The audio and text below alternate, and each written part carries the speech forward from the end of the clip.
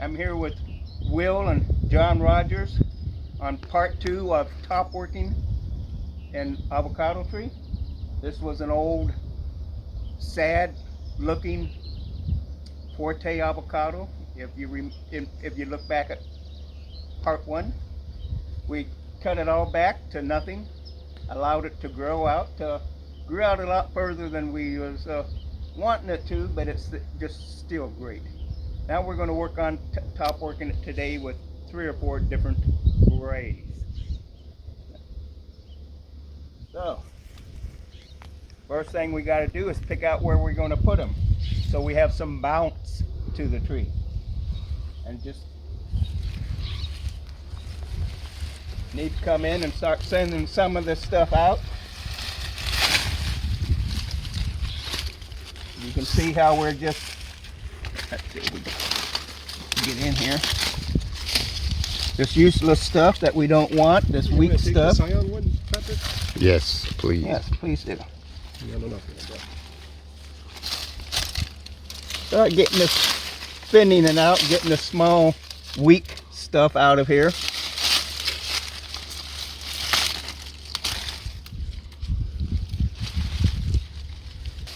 Coming around here.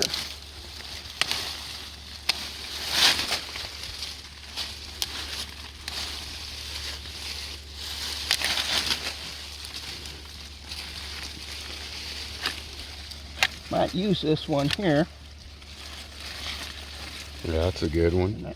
I didn't even use that, so we'll just trim them back so we look at them. Well, that would be good, because then you can reach the fruit easier with that lower one, huh? Yes. Smallest tree, the one that's going to be the smallest variety, I suppose, that we could give it more northerly sun, so it gets more sun. All right, so we're gonna finish cleaning this up, and I'll get back to you guys when we start, when we're almost ready to graft. All right, so this is what it looks like before we start grafting. From a strength standpoint, look how this one here is coming up. Nice little angle, very well anchored here. Nice and steady. This one here, this here's, you know, yeah, it's good. This one to me looks stronger than this one. Okay. You see the difference there, John? Yeah. This looks like something that in a heavy wind is going to snap off. This one here, you know, the way it's coming out of there, that was just a much stronger anchor to me. So this one we're going to cut out. There's the same situation up here. This one coming down, I cut it off. It's going to come out. We'll keep that. But you go on to get it down to something to where you can see what you have. And then after that, you start picking and choosing which are going to be your best branches. So, all right, this one. And ideally, we waited too long, because we just lost, I don't know, 4 months of growth or something, huh? Yes. Yes. What John's talking about is the original plan. The part 1 was done in June 2021. And we actually had planned to come back in August, September time frame and graft on. So I actually wanted to prove that you could graft year round too. So that's another thing we would have accomplished. A lot of people just say you can graft in the spring, which is completely, that you can only graft in the spring, and that's not true, even if it is easier. Yes. And we allow the commercial guys to tell us what's best for them, and we think that gets to be the only way you can do it. But avocados, as well as most of your subtropicals in our area, Southern California, you can graft year round. The aftercare, how you take them after you graft them. Obviously, if you're going to graft a young seedling tree, you're not going to set it out in the middle of the summer on top of the barbecue on 4th of July. All right. That ain't going to cut it. You got to stick it in a shaded area to protect it. Same way if you're doing it in the winter time. In the winter time, you don't want it sitting in the shade. You need it to get some sunlight so it gets warm, it can start growing. Now we're getting down to the cutting the stuff we're actually going to be using. And then I'm switching to a smaller set of pruning shears, cutters. And we're cleaning them off with a real bit of rubbing alcohol. So anything, little critters that was on these here from the last thing he pruned, and that we'll clean it off so we're not going to infect the tree. Get rid of this one, even though I like it better. This one's stronger. When we graft it, we can make sure our buds point out so we can control the direction of the growth. The little things you have to think of when you're grafting and top working. Start making my All right. So Patrick is doing a side veneer as our first my graft. knife rather than trying to use my big giant bulging biceps or triceps, whichever they are. So I'm less inclined to shear it off and cut myself. And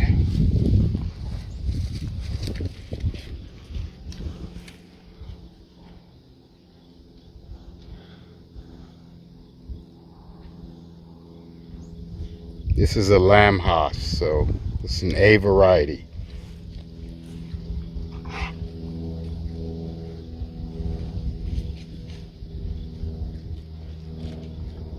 A nice V wedge.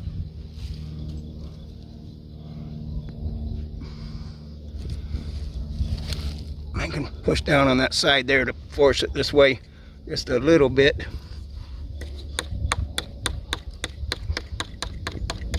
That'll help to push it over and line it up. And that's that. I think we got pretty good contact there. Good cambium layer contact on both sides, if you notice. And that's what it's all about. That's the key to grafting, the most important step. Now I'll try to wrap it with this here.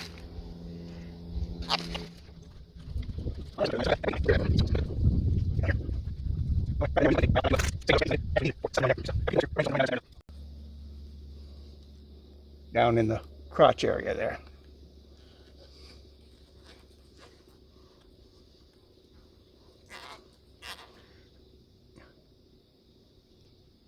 And that's it. Movement, but yeah, that's all good and tight. And that's over the first one. Now we need a tag. That was lamb hoss? That was lamb hoss.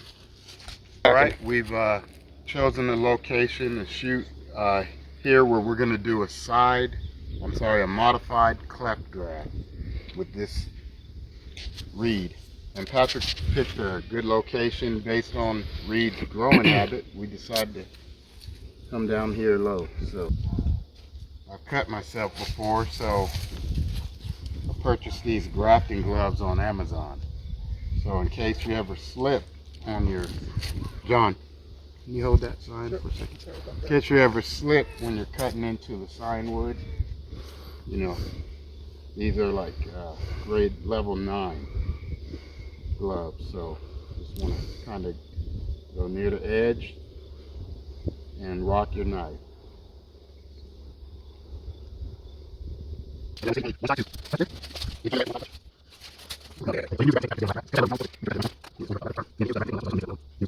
All right. Okay, so John's doing the whip and tongue graft. Yeah. Patrick just showed it.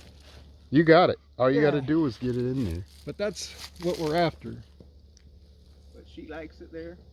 Yeah, that's what we're aiming for. Husband likes it there. Is that, look there, that's the whip and tongue. Got the whip and tongue. John just did a whip and tongue. Let me get a First time close up ever. before you wrap it. Yeah. John's first whip and tongue. This is a bacon, I think. Yeah, bacon. We put it on top, figuring the bacon's like one of the toughest avocado trees, so it can handle the most heat. But you can see, you're almost going to get contact on this side, the two edges. It looked like a really good graft. That's why I tried using it. Yeah, let's see if this one takes. We could try another one now that you got the gist of it. Just in case this one doesn't take, we do another whip and tongue for part 3. And now he's just going to wrap it up like we did on the other grafts. Including turning the rotors. So I'll go ahead and cut this here and move on to the next graft. This one here. Okay, as Patrick picks out a spot for the Witzel, I want to show you something that John and I just learned. If you notice, there's no buds on this cyanwood. And Patrick just informed us this morning that you can graft this. I've always thought you needed at least one bud to have a successful graft. So we got a couple experiments going on here. This Witzel has no buds. And also the whip and tongue that we showed you a few minutes ago that John did on the bacon, that one has no buds. So we're gonna have two grafts on this tree that didn't have buds, and we want to see if we can get some shoots to come out of this graft. All right, so and you can zoom in on it. This is your little back cut that you made the little notch for. So Will's doing a bud graft, huh? Yeah. Oh yeah, see that little notch we made on the back of the bud graft? I think, oh, there it is. And then I did a little notch here, and I'm gonna slide that in.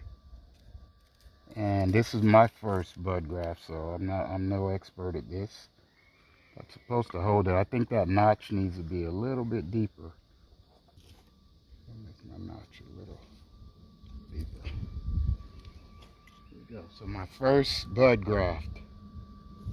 Thanks to Patrick for showing me this.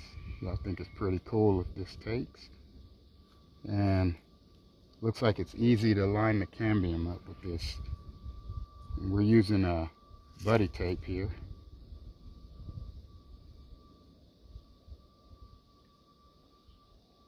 I'm just gonna go over that single bud one time.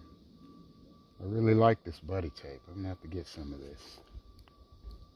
I've been using parafilm for years, so it's like a more stretchy version of parafilm, if you ask me. Yes. Now we want to tie.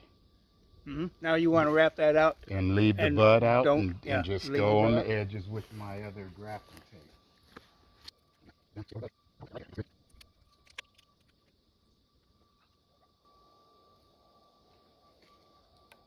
And that's it for my first bud graft. That's good. All right. All right, so we're wrapping this up here. We're gonna leave some shoots for John to work on getting some other varieties that he's gonna graft on here pretty soon. I wanted to mention about the bud graft. One reason Patrick let us know why you do that is you can stretch out your cyanwood. If you only got one piece of cyanwood, you know, look at something like this. With the cleft, you may only get at the most maybe 3 grafts out of this. If you're doing the chip bud graft, you could probably get, there's probably 7 buds on there. So It's okay if I get you a Will in there, Patrick? Or? Yes. and he also grafted a Don Galogli here. So We can get a small piece of we got reed, another reed here. We got 2 Witzel here. Don't totally see it up. So today we did various types of grafts. Just like that. Cleft, modified cleft, a couple whipping tongues, and chip bud graft. So there you go. Yeah, we're supposed to get 80 Once buds. again, please like, subscribe, hit the notification bell, and look forward to part 3 coming up. And I'll link a description to, I'll put a link in the description for part 1, so you can go back and look at part 1 and see how far this tree has come along. Have a nice day.